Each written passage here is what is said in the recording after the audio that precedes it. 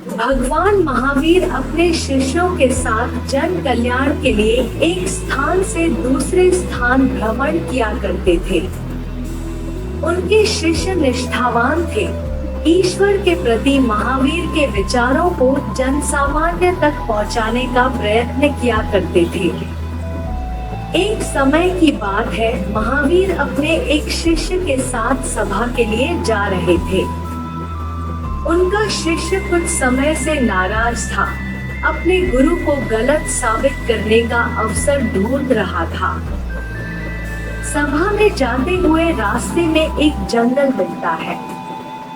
एक पौधे को दिखाकर शिष्य महावीर से पूछता है, क्या इस पौधे पर कभी पुष्प लगेंगे? महावीर जी ने कुछ समय के लिए अपनी आंखों को बंद कर लिया। तत्पश्चात उत्तर दिया, हाँ, अवश्य लगेंगे। शिष्य ने उस पौधे को उखाड़ कर फेंक दिया। जोर जोर से हंसकर कहने लगा, आपको इतना भी नहीं मालूम, अब मैंने पौधे को उखाड़ कर फेंक दिया तो इसमें फूल कैसे लगेंगे? महावीर जी ने शिष्य को कुछ नहीं कहा।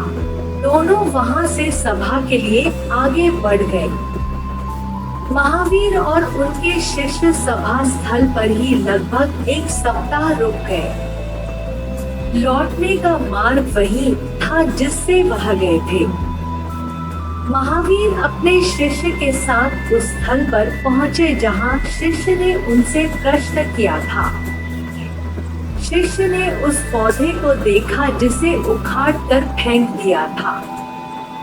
वह पौधा हरा भरा और फूलों से भरा हुआ था। शिष्य को आश्चर्य हुआ, इस पौधे को मैंने उखाड़ कर फेंक दिया था, तो यह वापस कैसे लग गया और इस पर पुष्प कैसे आ गए? क्योंकि उस समय वर्षा ऋतु का समय था।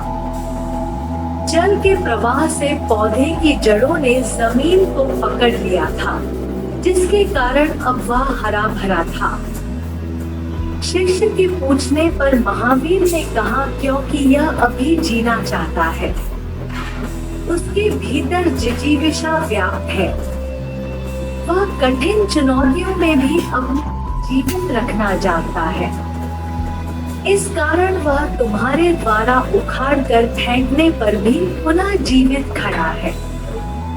शिष्य ने अपने गुरु की महानता को जान लिया था।